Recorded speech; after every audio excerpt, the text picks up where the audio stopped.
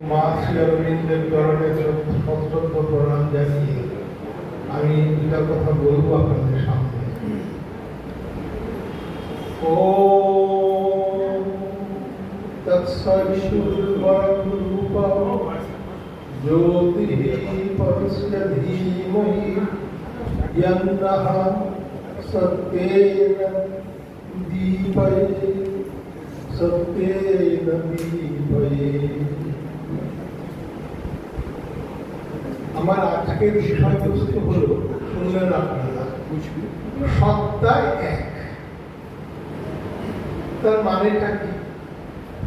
সত্তা মানে আমার ভেতরের যে সত্যের সত্য আছে সেটা এক। এক বহু হয়েছে, একম সৎ বিপ্রা বহুধা বদন্তি। ওটা আমরা জেনেছি ঋষি দীর্ঘতমার ঋগ থেকে, ঋগ্বেদীয় সূক্ত। তিনি বলছেন এক এক থেকে বহু হয়েছে। তাহলে বহুর বাইরে তা তো নয়, বহু একের ভেতরেই আছে। সেটা আমরা ঋগ্বেদীয় স্তোত্র থেকে, ঋগ্বেদীয় উপনিষদের স্তোত্র থেকে জানি। তিনি তার ভেতরেই আছেন। তদন্তরেস্য সর্বস্য সর্বশ্রেষ্ঠ বাইকা ঈশ্বর পরিষদ বলেছেন। তিনি দূরে নন, দূরে এবং নিকটে। তিনি চলেন কিংবা চলেন না, তিনি আমাদের অন্তরেই আছেন। তবে তিনি আমাদের অন্তরেই আছেন। সে অন্তরে একটা মডেল আছে, শ্রী অরবিন্দের মডেল। এটা আমার মডেল নয়, এটা আমি নিয়ে এসেছিলাম। আমার আলোচনার বিষয়বস্তুটা এরকম যদি দাঁড় করিয়ে রাখতে পারবেন তাহলে দেখা যেত এর কেন্দ্রের সত্তাটা হচ্ছে যে সাইকিক দিক আমরা বলি, সাইকিক দিক। এটা দেখলে আরেকটা মডেল, এই দুটো মডেলটা আমার একটা হচ্ছে কনসেন্ট্রিক সার্কেল, যেহেতু আমি এগুলিকে ওই পাওয়ার পয়েন্টে দেখাই, যেহেতু এখানে পাওয়ার পয়েন্ট নেই, এটাকে আমি ল্যামিনেশন করে নিয়ে এসেছি। এটা থাকলে আমাদের পক্ষে ওটা বলতে সুবিধা হয় এবং আমাদের অন্তরে এখানে আছে সাইকিক বিং। সাইকিক বিং এর পাশে কি আছে? পাশে আছে inner physical, vital and mental. ওটা আমরা কিন্তু শ্রী অরবিন্দের বলয়ে যারা আছি আমরা সবাই জানি এবং প্রতিনিয়ত আমরা আলোচনা করি। আর তার বাইরে কি আছে? ইনার ফিজিক্যাল, ভাইটাল এবং মেন্টাল আছে। আর তার বাইরে যে দুটো দেখানো হয়েছে সেটা হলো আউটার, পুরুষ এবং সেটা আমাদের ঘিরে আছে। তারা আমরা প্রথম কি বলেছিলাম? আমরা বলেছি যে একম সৎ বিপ্রা বহুধা বদন্তি। তাহলে এক বহু বলেন কেমন? এক বহু বলেন কেমন করে? এক যদি বহু না হতেন তাহলে তো তার ম্যানিফেস্টেশনের কোনো জায়গা ছিল না। এক সত্তা, তার ইচ্ছা হলো আনন্দ। তিনি একা নিজের ভেতরে আনন্দ পাচ্ছিলেন, তিনি নিজেকে বাইরে প্রকাশ করতে চাই। তিনি নিজের ভেতরে subjectively he was getting joy or delight. তিনি নিজেকে বাইরে প্রকাশ করলেন অবজেক্টিভ, বাইরে প্রকাশ করতে চাইলেন। এবং তারা আমরা একটা নামও দিয়েছি। সেই নামটাকে আমরা বলেছি সৎ চেত আনন্দ। তার উপরে সত্তা, এটাকে আমরা দুটো ভাগে ভাগ করেছি। যেহেতু এক বহু বলেন, তাহলে একটা হচ্ছে পরা সত্তা, পরা, আর একটা অপরাধ সত্তা। যদি ভাগ হয়ে এলেন, এটাকে ঋগ্বেদে বৈদিক ঋষিরা বলতেন যে সুবর্ণ গোলক। সে দুটো ভাগ। তবে নিজের দিকে রইল কি? একটা দেহ, প্রাণ এবং উপরের দিকে চিত। সেই সচ্চিদানন্দের মাঝখানে কি আছে? মাঝখানে মহর লোক আছে, যাকে আমরা অতি মানুষ বলছি। সৃষ্টির লোকটা সেটাই। এর মডেলটা কিরকম? এর মডেলটা এরকম। উপরে সচ্চিদ আনন্দ, তারপরে আছে সুপার মাইন্ড এবং মাইন্ডের বিভিন্ন ভাগগুলি আছে। একটা হলো overmind, intuitive mind, illuminative mind and higher mind. এই মনের স্তরগুলিকে ভাগ করা হয়েছে। শ্রী অরবিন্দ লাইফ ডিভাইডের ভেতরেও এই ভাগটাকে রেখেছেন। তারপর নিজের ভাগে কি পেলাম আমরা? তিনটে সত্তা, এটাকে ত্রয়ী বলা হয়, শরীর, প্রাণ এবং মন। মাঝখানে হচ্ছে link, she is the golden link. আমরা বলেছি আলিপুরিতে, she is the golden link. কার সাথে? ওপরের সত্তার সাথে নিজের সত্তার লিঙ্ক হচ্ছে অতি মানস চেতনা, বা এটাকে যদি আমরা বলি মহর্ল, ওম ভূর ভুবঃ স্বঃ, ওম মহ, ওম জল, ওম তপ। এটা উপরের লোক, তার সাথে মাঝখানে মহর লোক এবং নিচে আছে বিভিন্ন সত্তার ভেতরে এই তিনটে আছে। এটাকে আমরা দেখেছি বিবর্তনের ধারাতেও আমরা দেখেছি। এই কোটি কোটি বছরের বিবর্তনের ফলে শেষ স্তরে আমি মানুষ হিসাবে এই পৃথিবীতে এসেছি।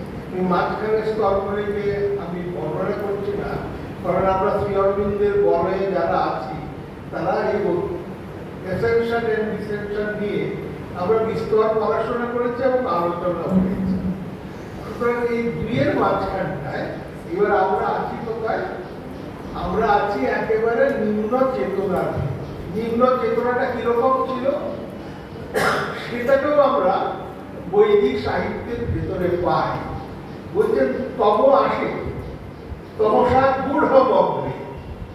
যখন অন্ধকার ছিল, অন্ধকারে আবৃত। সৃষ্টির প্রথম দিকে কি ছিল? তমসা ছিল। তমসার মধ্যে তমসা আসে, তমসা গূঢ় মগ্নে।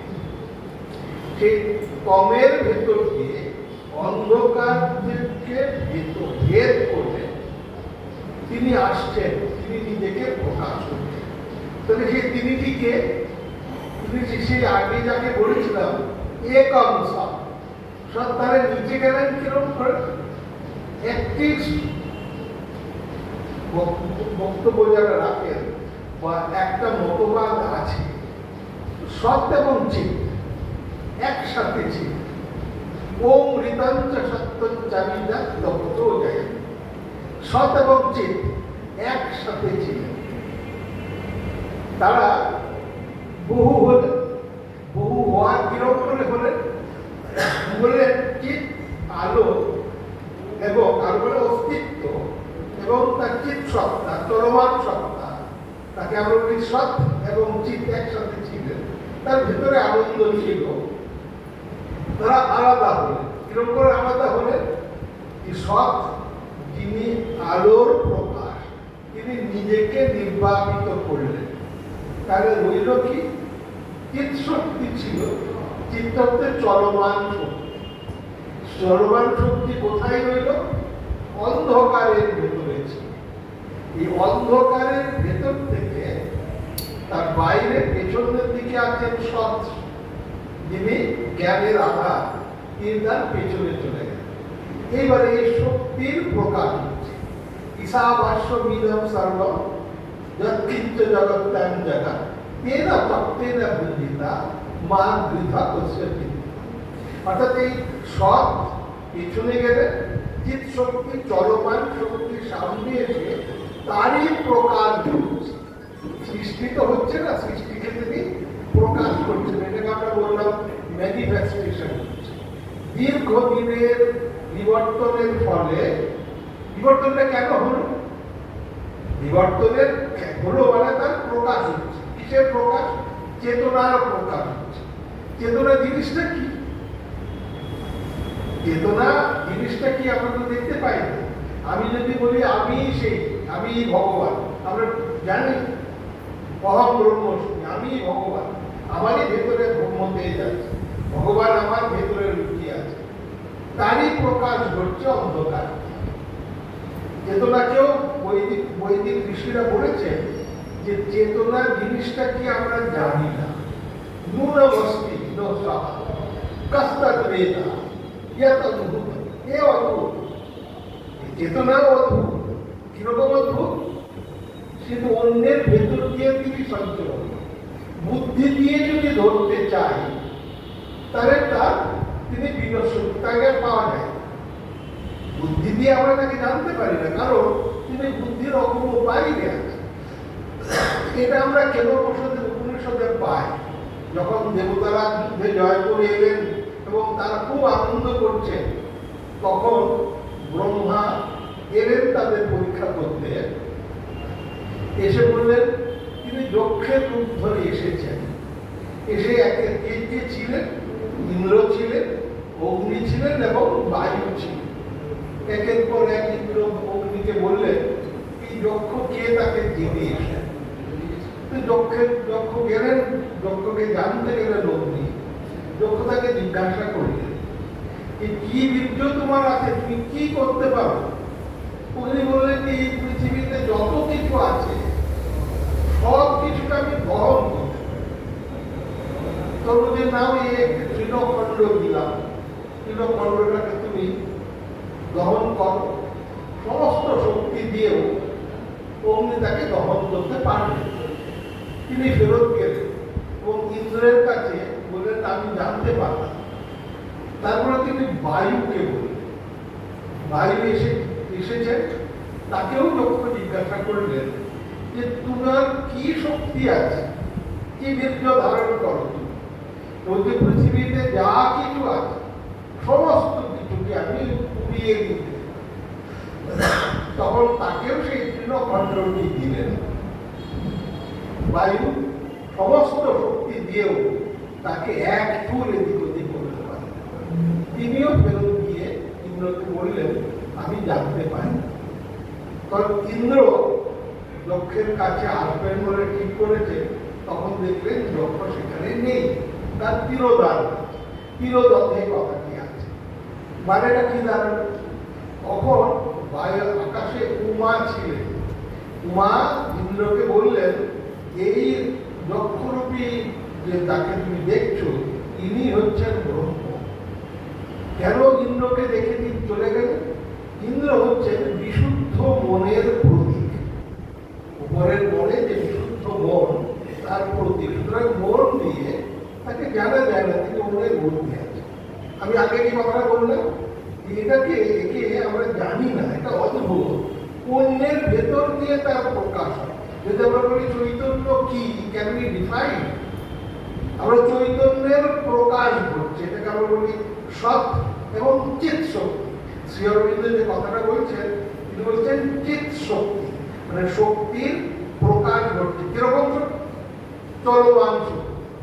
ঈশাবাস্য বিদম সর্ব জগৎ জ্ঞান জগৎ। জগৎ মানে কি? যার গতি আছে, যা গতি জগৎ। এই জগতের মধ্যে আমরা সবাই প্রাণী আছি। প্রাণী চলমান জীবন। চলমান জীবনের ভেতর দিয়ে জড়ের ভেতর থেকে তার প্রকাশ। প্রকাশটা কার ভেতর দিয়ে হচ্ছে? জড়ের ভেতরেই ছিল। জড়ের ভেতর কি ছিল? জড়ের ভেতরে সে অন্ধকারে আচ্ছন্ন ছিল, তার পেছনে ছিল আলো। চৈতন্য ছিল, তার পেছনে আলো ছিল। আস্তে আস্তে তার প্রকাশ হচ্ছে। ভগবান এই জড়ের ভেতরে প্রবেশ করলেন। তার ভেতর থেকে হচ্ছে আমরা যদি বিজ্ঞানকে বলি যে বিবর্তন তো ঘটছে। বিবর্তন ঘটছে মানে জড়ের ভেতরে যা যা আছে একের পর এক জিনিসের প্রকাশ হচ্ছে। জড়ের ভিতরে প্রাণ ছিল না, প্রথমে তার অবস্থান আমরা বুঝতে পারিনি। জড়ের ভেতরেই প্রাণের সত্তা ছিল। এটাকে বৈদিক সাহিত্য বলছে এই জড়ের ভেতরেই প্রাণ ইনভলভ ছিল। অত উপরের জগৎ থেকে প্রাণ জড়ের ভেতরে নেমে এসেছে, তাই প্রাণের প্রকাশ ঘটছে।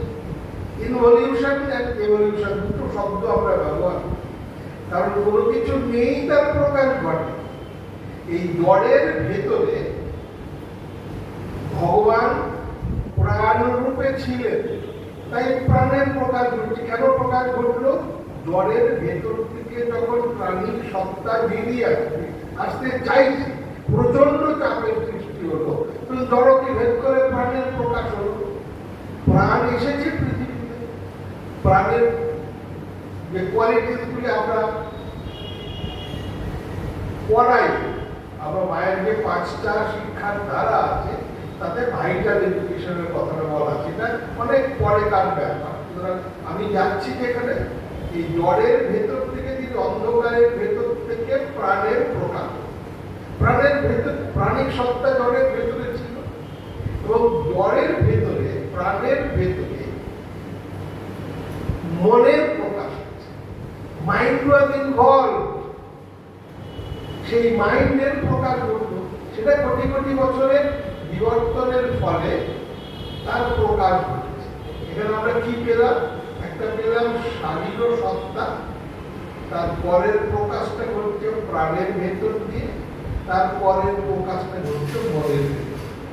আমাদের এই মডেল অনুযায়ী হলো এটা হচ্ছে নিম্নতর সত্তা, আউটার জিনিস, সে তারই প্রকাশ ঘটছে।